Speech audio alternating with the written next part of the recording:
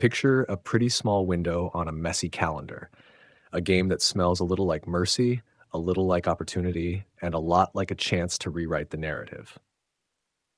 Browns at Titans in Nashville isn't the season-defining showdown, but for Shedeur Sanders, it might be the moment that turns maybe into watch this. Mike McCoy didn't mouth coach speak this week. He pointed at a real thing.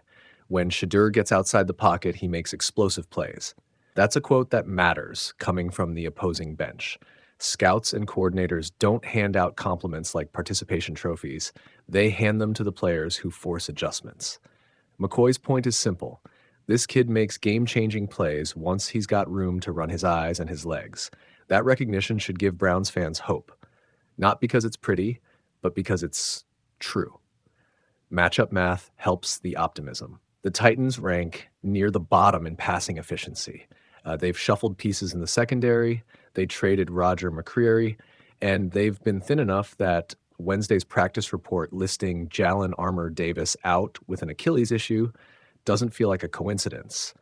It feels like a schematic advantage. Put it this way, if you're a rookie who stretches the field, a porous secondary is basically permission to be aggressive. Now the tape. Shedeur's rookie stat line is soup and sandwich, 2 start-and-stop games filled with both boom and learning curve fumbles. He's already thrown 66 and 34-yard touchdown bombs.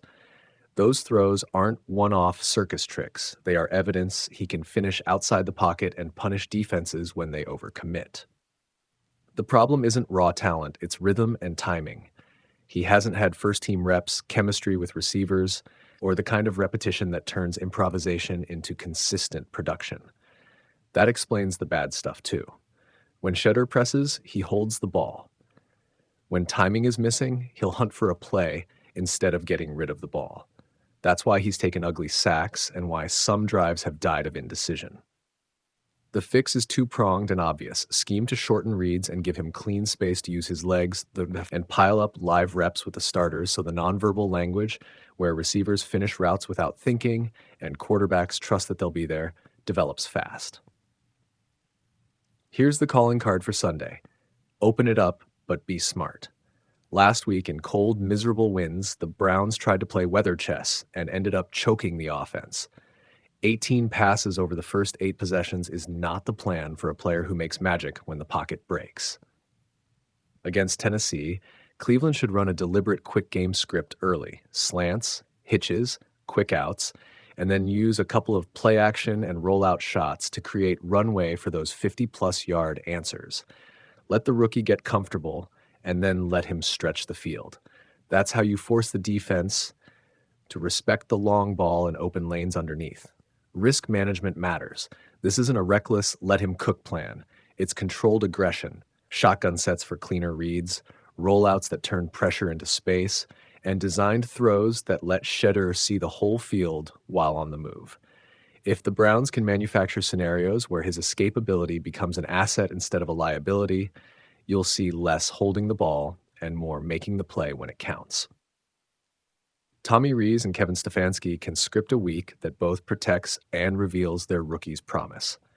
Now the narrative wrinkle. Across from him will be Cam Ward, the #1 overall pick, a headline the networks will love, rookie duel. But this isn't a highlight contest. Shedeur doesn't need to out-spectacle Ward. He needs to show growth, command, and moments on tape that make the front office say, yes, we can build here. A tidy 2 or 3 series stretch of smart, decisive football, a few completions, a third down conversion, a deep ball connect, changes the entire conversation from what if to let's see. Don't sleep on the trenches and on Myles Garrett's role. If Cleveland can control the line enough to give Shedeur 1 clean second to step and throw, the deep shots will show up. If Tennessee tries to overcompensate and bring late heat, that gives Shedeur the same kind of edges McCoy warned about, space to work and targets to hit. The chess match will be about who forces whom into uncomfortable decisions, and this week the board tilts toward Cleveland if the coaches execute the right opening moves.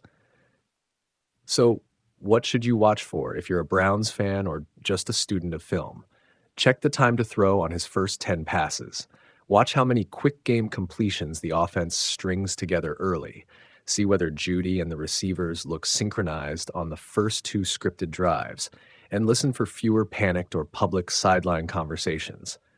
Chemistry shows up in small, quiet ways before it explodes into highlight plays. Final frame. Development isn't a straight line. Sometimes it's a leap, one game that flips the narrative and forces decision makers to change plans. Sunday in Tennessee offers a real shot at that leap. Shedeur doesn't have to be perfect. He just needs to be clearer than last week, smarter with his pocket time, and willing to let the play come to him when the defense overreacts. Do that, and a lot of skeptics go quiet. Do that, and Cleveland's hope becomes hard to ignore.